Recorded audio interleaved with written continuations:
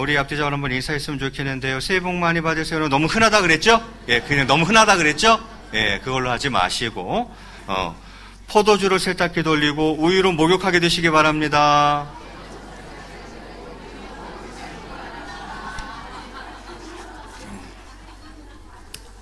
예. 오늘 명절이라 그런지 많이들 못 오셨네요. 아마 고향 갔다가 아직 그 명절이 다 안 끝나서 많이 못 올라오신 것 같아요.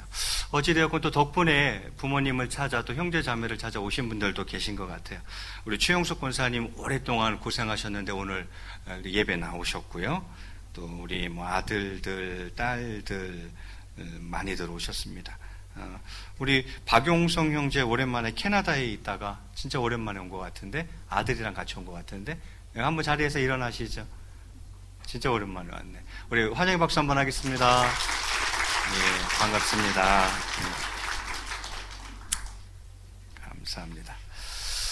자, 그러면 오늘은 성경 기표 진도에 따라서 출애굽기 말씀을 가지고 감사하는 가정이라는 제목으로 함께 말씀의 은혜를 나누고자 합니다. 무슨 가정이요? 예, 감사하는 가정. 요셉이 애굽의 총리가 되고 그리고 아버지 야곱과 그의 모든 식솔들이 이제 애굽에 들어가서 살게 됩니다. 거기서 야곱의 가족 한 70명 정도가 거기 들어가서 살다가 시간이 흘러서 자연스럽게 노예가 돼버렸어요. 그래서 거기서 400년간 노예 생활을 하게 됩니다. 그런데 너무 고통스러우니까 하나님께 부르짖었고 하나님께서 그들의 기도 소리를 들으시고 이제 모세를 세워서 그들을 출애굽시키려고 하십니다.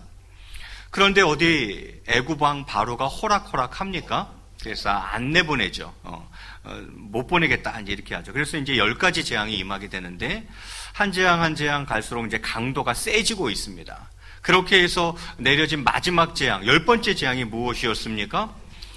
장자가 죽는 재앙이 오게 된 거죠. 그래서 하나님께서 말씀하십니다. 어린 양을 잡아서 그 어린 양의 피를 문설주와 좌우 임방에 이렇게 바르는 집은 죽음의 천사가 넘어갈 것이고 그 피가 없는 집은 들어가서 그 집의 첫 번째 아들 장자를 죽일 것이다 이렇게 이야기를 하죠. 그래서 이스라엘 사람들은 얼른 어린 양을 잡아다가 피를 문 좌우 설주와 임방에 발랐어요. 그러니까 죽음의 천사가 보고 피가 있네. 그리고 그 집은 넘어가요. 그런데 애굽 사람들은 안 발랐거든요. 그러니까 그 집에 들어가서 첫 번째 아들 장자를 죽이는 겁니다. 예. 심지어는 뭐 가축의 첫 새끼도 죽여버렸어요. 예. 그러니까 이제서야 이제 애굽 왕 바로가 두 손 두 발을 다 들게 되는 거죠. 너희들 나가라. 이제 나가라 이렇게 하는 거죠. 그래서 그들이 출애굽하게 됩니다. 근데 출애굽해서 얼마 가지 못했는데 앞에 뭐가 놓여 있어요? 홍해 바다가 놓여 있는 거예요. 그런데 가만히 생각하니까 바로가 열받았나 봐요. 애굽 왕 바로가 열받아서 군대를 보냅니다. 그래서 앞에는 바다가 놓여 있고 뒤에서는 애굽 군대가 쫓아오니 이거는 앞으로도 못 가고 뒤로도 못 가는 진퇴양난의 상황에 빠지게 되는 거죠. 그때 하나님께서 어떻게 하십니까? 홍해를 갈라버리시죠. 홍해 바다를 갈라서 거기를 마른 땅처럼 걸어가도록 하십니다. 그래서 이스라엘 백성들이 건너게 됩니다. 그때의 출애굽한 인원이 장정만 60만이에요. 그러니까 최소치로 잡아도 200만 명이 지금 홍해를 건너고 있는 거예요.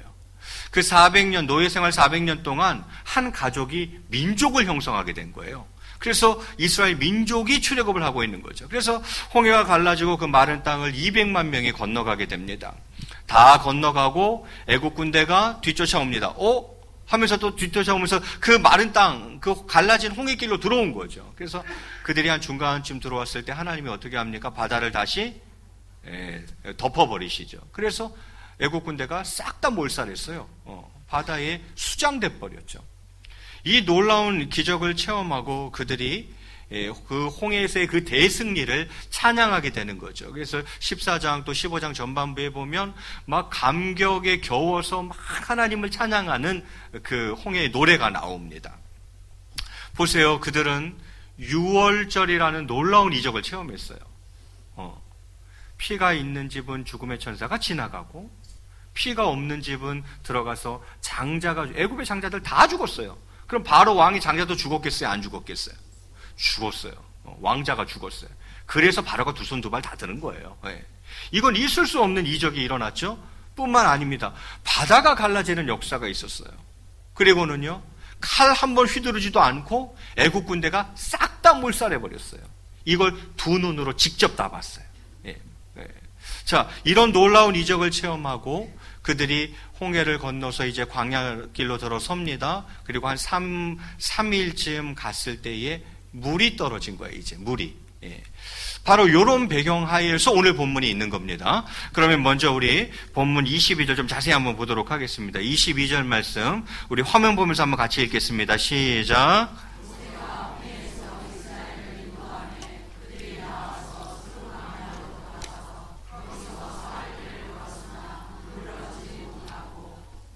보세요. 모세가 홍해에서 이스라엘을 인도하며 이제 홍해 이제 빠져나온 거죠.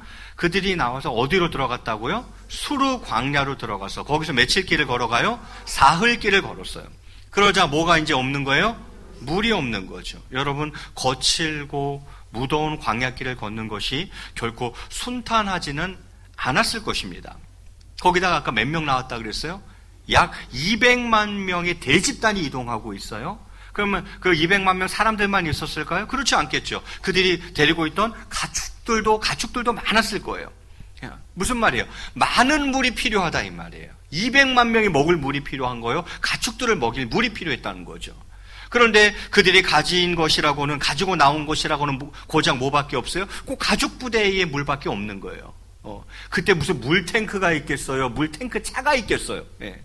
그러니까 아무것도 가지고 나오지 못하고 그냥 각 개인마다 조그만 물병 하나씩 가죽으로 된 그 가죽 부대에 물 담아 갖고 온 건데 3일 길을 가다 보니까 그 물을 다 써버린 거예요. 다 써버리고 지금 그들은 아주 식수난이 아주 극심했을 것이라고 보여집니다.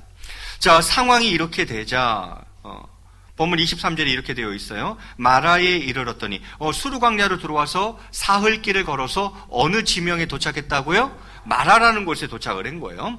자, 마라에 이르렀더니 그곳 물이 써서 마시지 못하겠으므로 그 이름을 마라라 하였더라. 그래서 그 지역 이름이 마라가 됐다는 거예요. 마라는 쓰다 그런 뜻이에요. 마라에 갔는데 이게 웬일이야? 뭐가 있어요? 물이 있어요. 그래서 먹으려고 그랬더니만 못 먹는 물이야. 써서 못 먹는 물이에요. 그래서 그 지명이 마라가 됐다 이렇게 이야기를 합니다. 여러분, 이스라엘 사람들 입장이 되어서 그 순간 그 심정을 좀 생각해 봐야 돼요. 예. 이스라엘 백성들이 목이 타서 헉헉거리다가 겨우 발견한 물은 쓴물이었다는 거 아니에요. 그러면 어때요? 절망 2배예요. 절망 2배. 계속 목마르게 놨지. 물이 있네? 그래서 희망을 가졌단 말이죠. 근데 맛보니까 써서 못 먹겠는 물인 거예요. 먹으면 큰일 나는 물인 거죠. 그러면 절망감은 2배가 돼버리는 거예요. 그래서 이스라엘 백성들은 지금 아주 이제 예민해져 있는 거죠. 내가 물 못 먹는 건 조금 참을만 해요. 이 자식들이 지금 목말라서 죽겠다 그러면 이게 아주 환장할 노릇이거든요. 지금 그런 상황인 거죠. 아니나 다를까 상황이 이렇게 되자 24절에 이렇게 기록하고 있습니다. 백성이 모세에게 원망하여 이르되 우리가 무엇을 마실까 하며 이렇게 되어 있어요. 모세야, 우리 이제 뭐 먹냐? 이렇게 대들었던 것 같아요. 그래서 모세를 원망하는 그런 모습을 봅니다. 자, 이에 대한 모세의 반응은 무엇입니까? 25절에 이렇게 되어 있네요. 모세가 여호와께 부르짖었더니, 모세가 여호와께 부르짖었다 이 말은 여호와께 간절히 기도했다 그런 뜻이에요. 모세가 여호와께 부르짖었더니 여호와께서 그에게 한 나무를 가리키시니 그가 물에 던지니 물이 달게 되었더라. 여러분, 하나님께서 그에게 한 나무를 가리켜 주십니다. 그리고는 모세가 그 나무를 물에 던졌더니만 물이 어떻게 됐다고요? 달게 되었다. 이 나무가 무슨 감초예요? 아니요. 나무 자체의 효능이 있어서라기보다는 하나님의 능력의 결과로 발생한 이적이라고 봐야겠죠. 무슨 나무 자체에 무슨 능력이 있어서가 아니라 하나님의 능력의 결과로 이루어진 이적이라고 봐야겠죠. 자, 그러면서 저는 모르겠어요. 너무 이게 풍유적인 해석인지는 모르겠지만 이 나무는 어쩌면 계시록에 나오는 생명나무를 미리 보여준 게 아닐까. 그 생명수가 흐르고 좌우에 달마다 12가시를 맺는 생명나무들이 쫙 있다 그렇지 않습니까? 그 나무를 미리 보여주는 게 아닌가. 저는 더 나아가서 이 나무는 어쩌면 쓴 인생을 단 인생으로 바꾸는 예수 그리스도의 나무 십자가가 아닐까라는 생각까지도 한번 해보게 됩니다. 어찌되었건 그 나무로 말미암아 쓴물이 단물이 되었어요. 그리고 덧붙여 말씀하시기를 25절 하반절에 거기서 여호와께서 그들을 위하여 법도와 율례를 정하시고 그들을 시험하실세 이렇게 되어 있어요.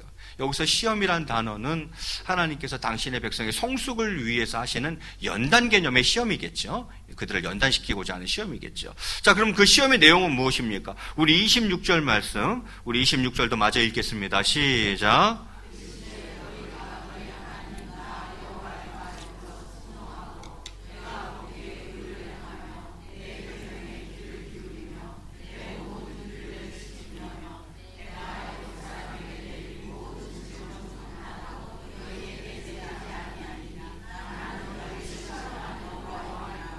아멘. 하나님께서 말씀하시는 게 무엇입니까? 이르시되 너희가 너희 하나님 나 여호와의 말을 먼저는 말을 들어 순종하고 내가 보기에 의를 행하며 내 계명에 귀를 기울이며 내 모든 규례를 지키면 이렇게 되어 있죠.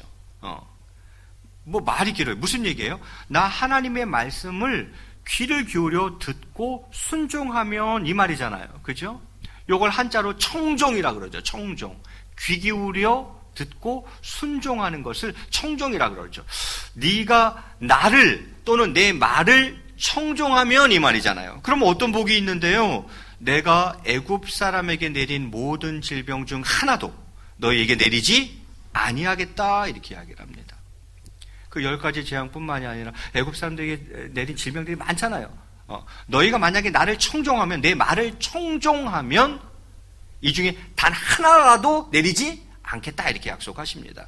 그러면서 그 유명한 말씀이 나오는 거죠. 나는 너희를 치료하는 여호와임이라. 여호와 로페 또는 여호와 라파라고 하는 단어가 여기서 나오는 거예요. 나는 치료의 하나님이다 이렇게 이야기를 하죠.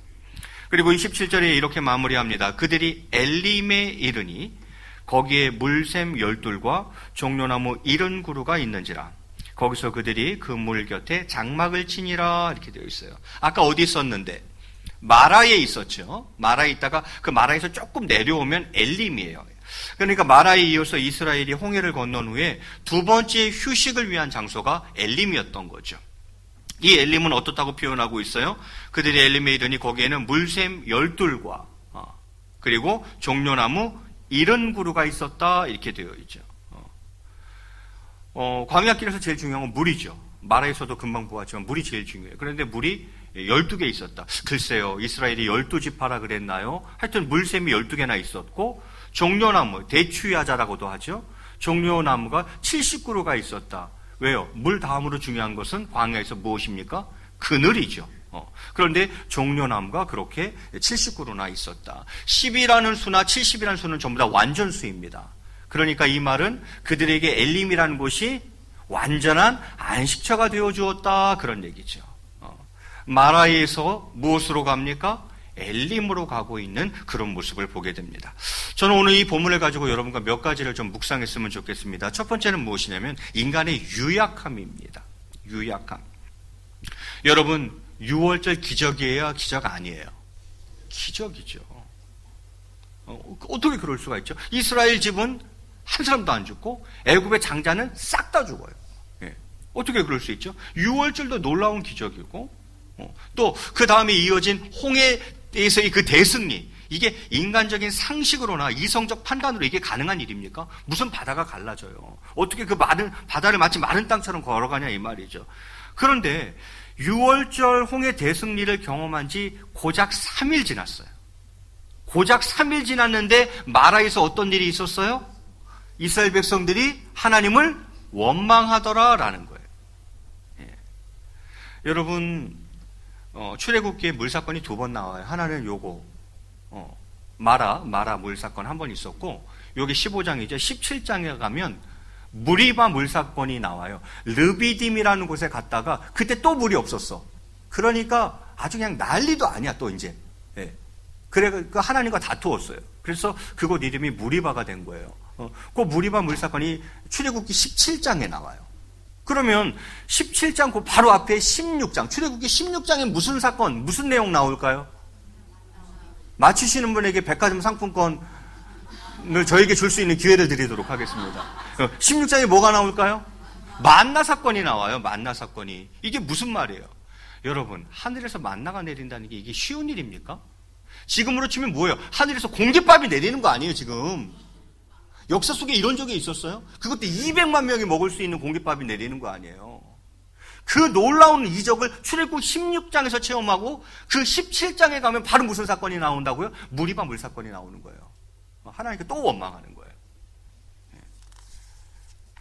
제가 출애굽기 17장을 시간이 없으니까 좀 빠른 속도로 한번 읽어보겠습니다. 출애굽기 17장 1절부터 7절에 보면 무리바 물사건을 이렇게 기록하고 있어요. 출애굽기 17장 1절입니다. 이스라엘 자손의 온 회중이 여호와의 명령대로 신광야에서 떠나 그 노정도를 행하여 르비딤의 장막을 쳤으나 백성이 뭐 할 물이 없더라고요? 마실 물이 없는지라. 자, 그러자 2절. 백성이 모세와 다투어 이르되 우리에게 물을 주어 마시게 하라. 모세가 그들에게 이르되 너희가 어찌하여 나와 다투느냐? 너희가 어찌하여 여호와를 시험하느냐? 이렇게 이야기합니다. 모세와 다툽니다. 물 내놔! 이 모세야. 이렇게 나오는 거죠. 그러니까 모세가 왜 나와 자꾸 다투고 왜 하나님을 자꾸 시험하느냐 이제 이렇게 하는 거죠. 그러면서 3절에 거기서 백성이 목이 말라 물을 찾음에 그들이 모세에게 대하여 원망하여 이르되 또 뭐예요? 원망하는 거예요. 원망하면서 뭐라 그럽니까? 당신이 어찌하여 우리를 애굽에서 인도해 내어서 우리와 우리 자녀와 우리 가축이 목말라 죽게 하느냐 이렇게 원망합니다. 자, 그러자 모세가 어떻게 합니까? 4절에 보니까 모세가 여호와께 부르짖어. 또 부르짖네. 아까 마라 사건에서도 백성들이 원망했을 때 모세가 어떻게 했었습니까?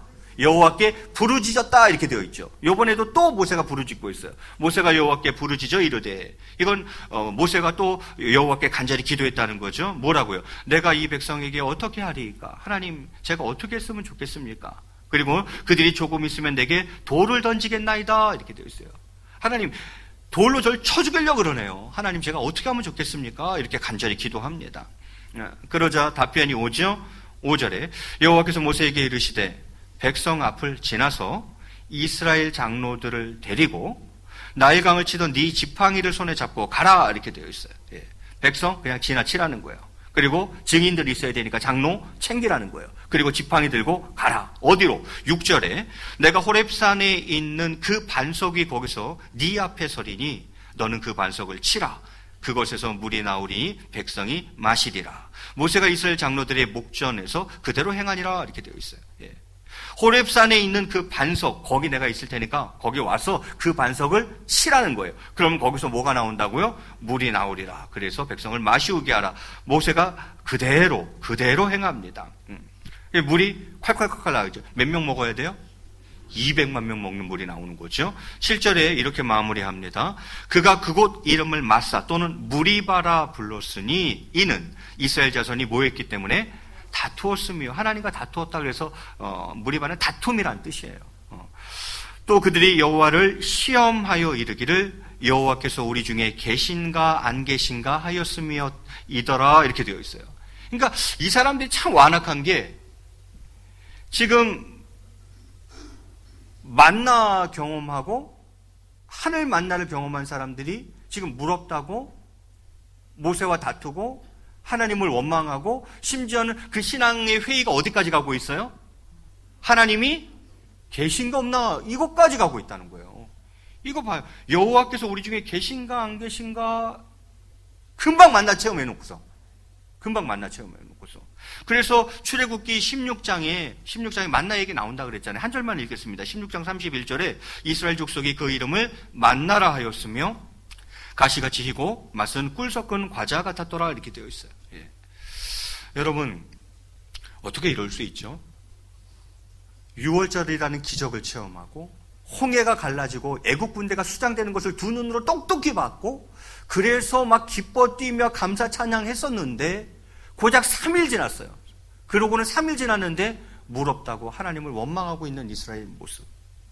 하늘에서 공깃밥 내려가지고 200만 명이 먹고 그것을 경험했는데 무리바에서 또 물 없다고 하나님과 다투고 원망하는 모습. 심지어는 신앙의 회의를 갔는데 하나님 없는 거 아니야? 금방 만나 경험해놓고. 하나님 있는 거야 없는 거야? 이렇게까지 하는 이 백성들의 모습. 저는 말씀을 묵상하고 또 설교를 준비하면서 저는 이스라엘 백성들만 뭐라 그럴 일이 아니라고 생각합니다. 이것은 또한 우리의 모습 아닙니까? 금방 전에 하나님의 은혜를 경험하고서도 그래서 막 감사했고 찬양했으면서도 조금만 어려운 일이 생기면 언제 그랬냐는 듯이 하나님을 원망하지 않으십니까? 그러잖아요. 너무 귀한 은혜 때문에 감사 감격했었잖아요. 그런데 조금만 어려운 일 생기면 언제 그랬냐는지, 내가 언제 하나님을 감사하고 찬양하고 노래했냐, 그걸 싹 다 잊어버리고 바로 하나님과 다투고 원망하는 이런 이스라엘 백성들의 모습은 또한 우리의 모습과 너무 닮았다라는 생각이 듭니다. 이게 뭡니까? 이게 인간이에요. 저는 이게 인간이라고 생각해요. 그래서 먼저 우리는 우리의 유약함을, 인간의 유약함을 인정해야 할 것 같습니다. 하나님, 제가 참 연약합니다. 제 신앙이라는 게 너무 보잘것없고 유약합니다 라는 것을 고백하고 회개해야 될 것 같아요. 두 번째는, 그런데 분명 이스라엘 백성과 모세 사이에 차이가 있다는 거예요. 무슨 차이가 있습니까? 물론 3일간 물을 얻지 못한 고통을 결코 과소평가할 수는 없을 것입니다. 그건 목말라 보지 않아서 쉽게 얘기하는 거예요. 진짜로 목말라 보면 눈이 뒤집힌다니까요. 물이 없어서 죽어가는 상황이면 눈이 뒤집힐 수 있다는 거죠. 저는 그걸 절대 과소평가하고 싶지 않아요. 그러나 그들은 원망하기에 앞서 하나님께 먼저 간구했어야 했습니다. 이것이 바로 모세와 백성들의 차이였던 거죠. 똑같은 문제였어요. 물이 없다라는, 물 없어서 죽을 것 같다라는 똑같은 문제를 이스라엘 백성들과 모세가 똑같이 겪고 있는 거예요. 그런데 반응이 다르다는 거예요. 이스라엘 백성들은 어떻게 했습니까? 원망부터 했지만 모세는 뭐부터 하던가요? 기도부터 하더라는 거예요. 이게 다른 거예요, 이게. 여러분은 어떠십니까? 인생의 마라, 인생의 쓴물을 만났을 때 원망부터 하십니까? 아니면 기도부터 하십니까? 원망은 좀 있다 해도 됩니다. 원망은 좀 있다 해도 늦지 않습니다. 기도부터 하시는 저와 여러분 되시길 바랍니다. 마지막은 감사에 관한 것입니다. 우리가 불평하는 것은 우리의 문제가 커서가 아니라 우리의 마음이 좁기 때문입니다. 하나님이 해결 못할 문제는 없어요. 그런데 우리가 불평하는 것은 우리의 문제가 커서가 아니라 우리의 마음이 좁기 때문이라는 거죠. 여러분, 신앙적인 믿음의 눈, 영적인 사고 이런 거 다 때리치고 그냥 건전한 상식으로 한번 생각해 보죠. 건전한 상식으로. 정말 하나님께서 광야에서 목말라 죽게 하려고 출애굽시키셨겠습니까? 아니, 건전한 상식으로 한번 여러분 생각을 해보세요. 여러분들 출애굽시켜가지고 광야에서 싹 다 목말라 죽게 만들어야지. 이래가지고 하나님이 출애굽시키셨겠냐는 거죠. 그러려고 6월절 기적을 일으키시고 홍해 바다를 가르시고 막 이러셨겠어요? 그러지 않았을 거 아니에요. 고작 광야에서 목말라 죽게 하려고 하나님이 그들을 구원하셨겠어요? 아니잖아요. 그런데 아까 그들이 무리바 물 사건에서 뭐라고 하나님을 원망하던가요? 모세를 원망하던가요? 우리를 괜히 애굽에서 끌고 와가지고 여기서 다 목말라 죽게 한다. 나도 죽고 우리 자식도 죽고 가축도 다 목말라 죽게 하려고 이런다. 이따위 얘기를 하고 있는 거예요. 이게 상식적입니까? 하나님이 그러려고 우리를 끌어냈겠냐는 거죠. 상식적으로 생각해도 말이 안 되고, 또 홍해를 가르신 하나님이라면, 하늘에서 만나를 내리신 하나님이시라면 식수도 공급해 주시지 않으시겠습니까? 이게 일반적인 합리적인 사고 아닌가요? 홍해를 가르신 하나님이에요. 그리고 배고프다 그러니까 하늘에서 공깃밥을 내리신 분이에요. 그러면 목마르다 그러면 물 주시겠어요? 안 주시겠어요? 그 하나님이 당연히 주시는 거 아니에요? 밥 먹다가 목 매잖아요. 그러면 물 먹어야 되잖아요. 그 하나님 모르실까요? 그런데 그들은 어떻게 하더라? 다투고 원망하고 신앙적 회의를 갖더라라는 거죠. 무엇 때문입니까? 문제가 커서예요? 아니요. 우리 마음이 너무 좁은 거죠. 여러분, 믿음의 용량을 키워 감사하시기 바랍니다. 믿음의 용량을 좀 키우셔야 돼요. 믿음의 용량이 좀 키워야 돼요. 아, 그래. 아니, 하나님이 이 광야에서 우리 가정 목말라 죽게 하려고 구원해 주셨을까? 그거 아니잖아요. 홍해를 가르신 하나님이 만나를 내리신 하나님이라면 물 주시지 않을까? 하나님을 향한 믿음, 그 신뢰, 그 용량을 키우셔야 합니다. 그 용량을 키움으로 말미암아 감사하시기 바랍니다. 그리하여서 엘림의 축복을 받으시길 바랍니다. 여러분, 마라 거기서 평생 살았어요? 아니요. 마라 다음에 어디로 옮겼어요? 엘림으로 옮겼어요. 엘림은 뭐가 있다고요? 물샘이 12개, 종려나무가 79로 있었어요. 완전한 안식이죠. 하나님은 마라에 계속 두지 않는다니까요. 마라에서 그들을 어디로 옮기십니까? 엘림으로 옮기는 거예요. 오늘 이 시간 바라기는 명절이라 가정들이 많이 모였을 것 같아서 드리는 말씀이에요. 여러분, 믿음의 용량을 키워 감사하시기 바랍니다. 그리하여 각 가정마다 이 엘림의 축복을 다 받아 누리시기 바랍니다. 말씀을 맺을까 합니다. 이 시간 간절히 바라옵기는 우리의 유약함을 하나님 앞에 먼저 고백했으면 좋겠어요. 회개했으면 좋겠어요. 우리의 유약함을 하나님 앞에 고백하고 원망하기에 앞서 먼저 뭐부터 하고? 기도부터 하고. 원망하기에 앞서 먼저 기도부터 하고, 그리고 무엇보다 믿음의 용량을 키워 감사함으로 말미암아 엘림의 축복을 받아 누리는 여러분의 가정 다 되시기를 주님의 이름으로 간절히 축원드리겠습니다. 우리 앞뒤다 우리 한번 이렇게 인사하겠습니다. 감사하는 가정이 됩시다. 우리 꽃들도 잠시 찬양하고 잠시 기도하도록 하겠습니다.